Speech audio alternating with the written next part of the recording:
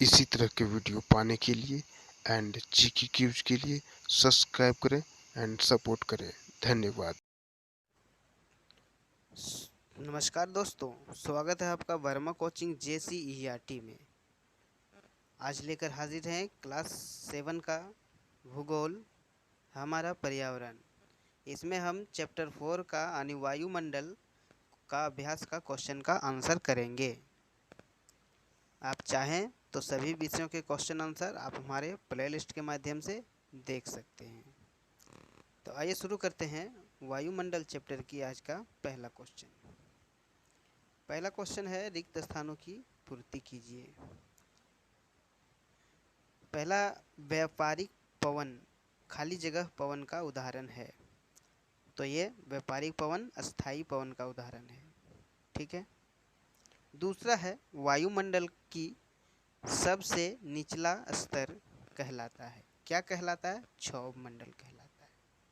Clear है? अगला question है, बैरोमीटर से खाली जगह मापा जाता है। तो बैरोमीटर से वायु दाब मापा जाता है। चौथा है, भूमध्य रेखीय प्रदेश में खाली जगह वर्षा होती है। तो भूमध्य रेखीय प्रदेश में संवहनी वर्षा होती है। पांचवा है, सूर्य से आने वाली ऊर्जा खाली जगह कहलाती है। तो आपतन कहलाती है। दूसरा देखते हैं। दूसरा क्वेश्चन है कि सही उत्तर चिन्हित कीजिए। क्वेश्चन है पहला। दूसरा का कि निम्नलिखित में से किस गैस का प्रतिशत वायुमंडल में सबसे अधिक है? तो carbon dioxide, nitrogen, ozone, oxygen. तो हम जानते हैं कि जैसा कि ऑक्सीजन 21% है और नाइट्रोजन 78% है। बाकी जो है वो 1% में सभी गैस हैं। तो वो नाइट्रोजन सबसे अधिक है। तो इसका आंसर हो जाएगा नाइट्रोजन। दूसरा क्वेश्चन है, दूसरा, वायुमंडल के किस परत में मौजूद वायु से हम सांस लेते हैं? क है मध्यमंडल, ख है क्षोभ मंडल, ग है बहिर्मंडल, घ है संताप मंडल।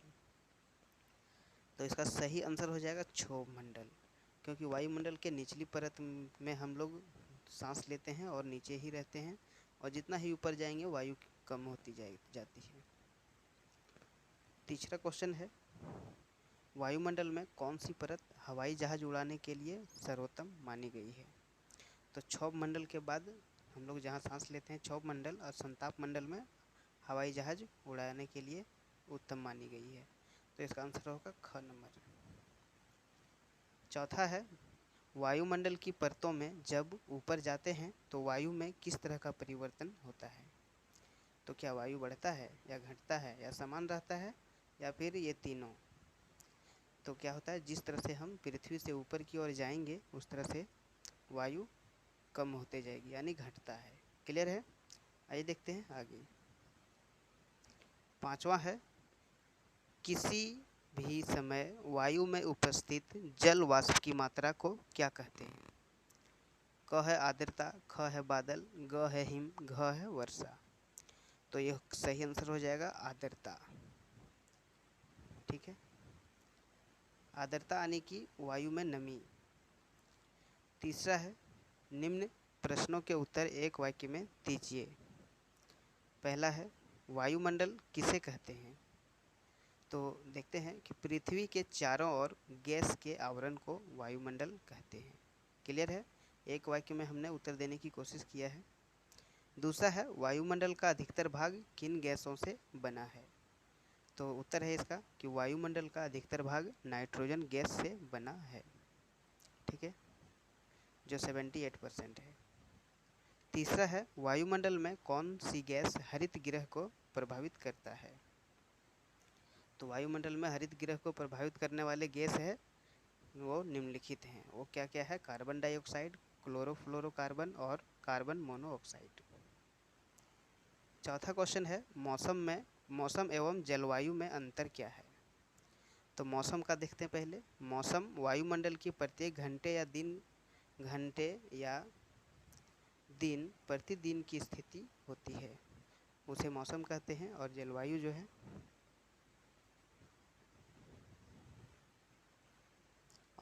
का देखते हैं, दीर्घकाल में किसी स्थान का औसत मौसम उस स्थान का जलवायु बताता है।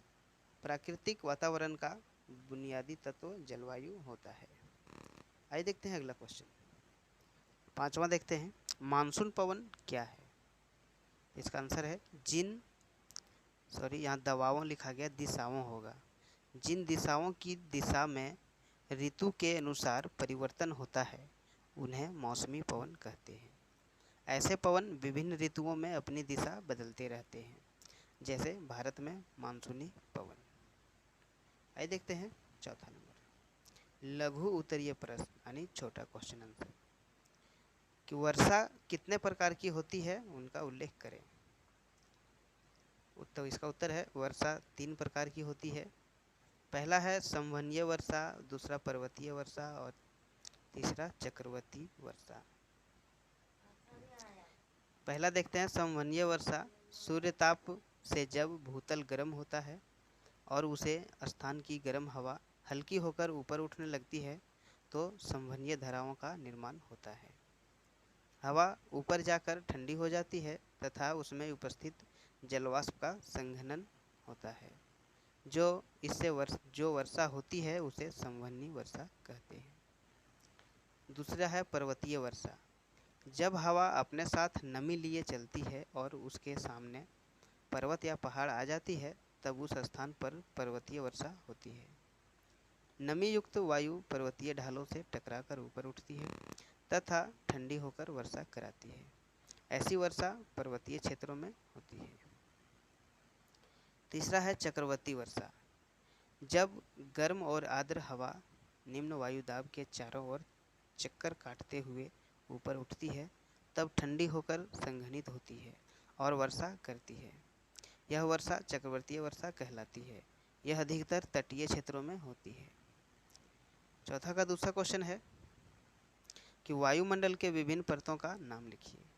तो वायु के विभिन्न परत जो हैं देखते हैं। पहला है क्षोभ मंडल, दूसरा संताप मंडल, तीसरा मध्य मंडल, चौथा ताप मंडल और पांचवा बहिमंडल। इसी तरह के वीडियो पाने के लिए एंड जीके क्यूज के लिए सब्सक्राइब करें एंड सपोर्ट करें। धन्यवाद। तीसरा क्वेश्चन है, चक्रवात क्या है? बंगाल की खाड़ी में उत्पन्न होने वाले चक्रवातों के नाम लिखिए।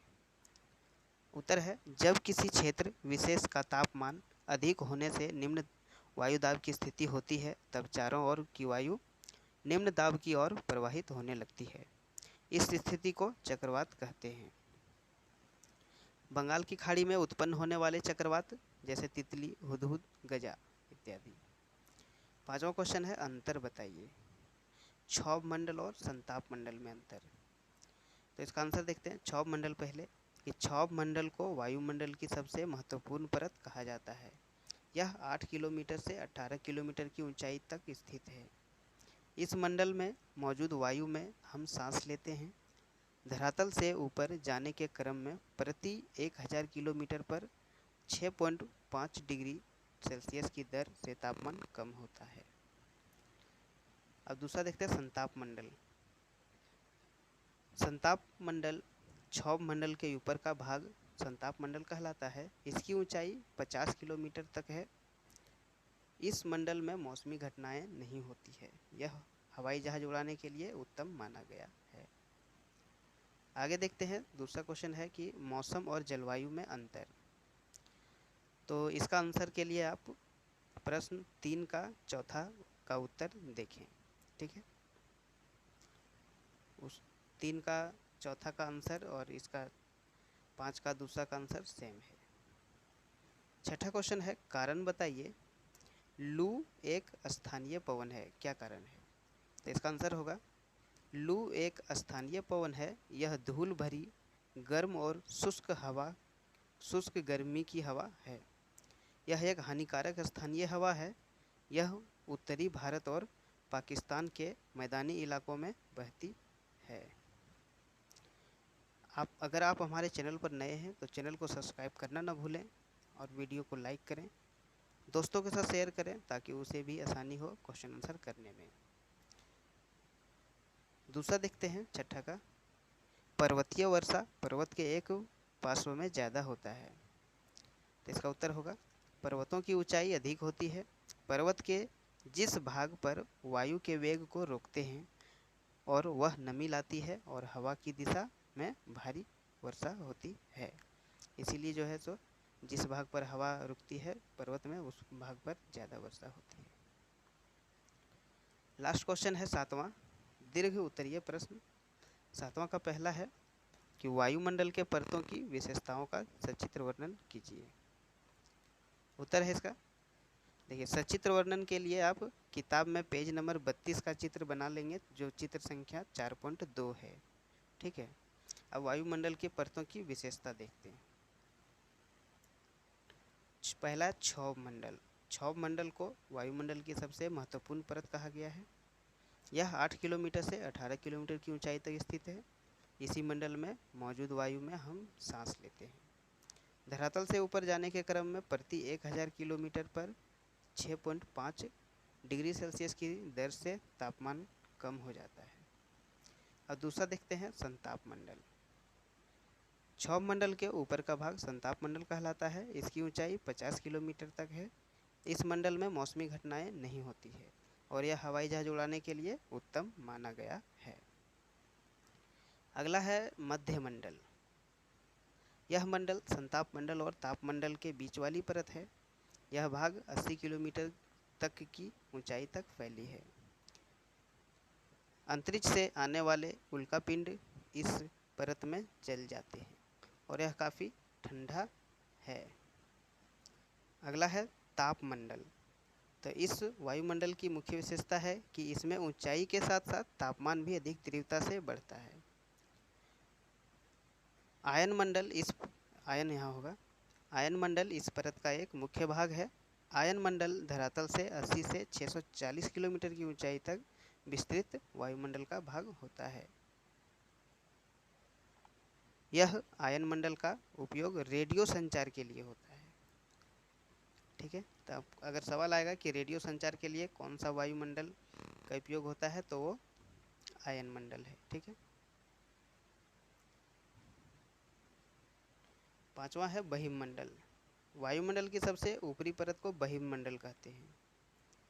यह वायु की पतली परत होती है। इस मंडल में हल्की गैस हैं, जैसे हीलियम और नाइट्रोजन की अधिकता पाई जाती है। यहाँ का तापमान बहुत अधिक होता है। इसमें हमें सारे मंडल का उल्लेख करने के लिए कहा गया था, इसीलिए पांचों का उल्लेख करना पड़ा, लंबा हुआ। आज सातवां का दूसरा है और लास्ट क्वेश्चन है, भूमध्य रेखा से ध्रुवों की ओर जाने पर आपतन की मात्रा घटती है, क्यों?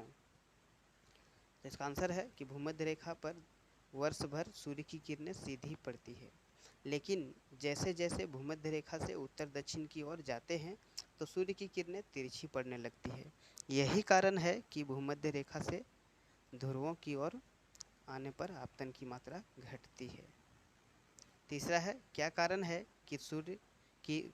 है कि गर्म एवं शुष्क दिनों की अपेक्षा आर्द्र दिनों में गीले कपड़े सूखने में अधिक समय लेते हैं? ये बहुत ही इम्पोर्टेंट क्वेश्चन है। तो इसका उत्तर देखते हैं। जब समान मात्रा में जलवाष्प मौजूद होता है और ठंडी हवा में अधिक आर्द्रता होती है। आर्द्र दिनों में हवा में पहले से ही काफ़ी मात्रा में जलवाष्प मौजूद होता है। वाष्पीकरण की दर धीमी हो जाती है और नम परिस्थितियों में गीले कपड़े को सूखने में अधिक समय लगता है। अगर हमारे द्वारा दिया गया जानकारी आपके लिए बेहतर हो तो वीडियो को लाइक ज़रूर करें। चैनल पर नए हैं तो कृपया सब्सक्राइब जरूर करें। वीडियो में अंत तक बने रहने के लिए आपका बहुत बहुत धन्यवाद।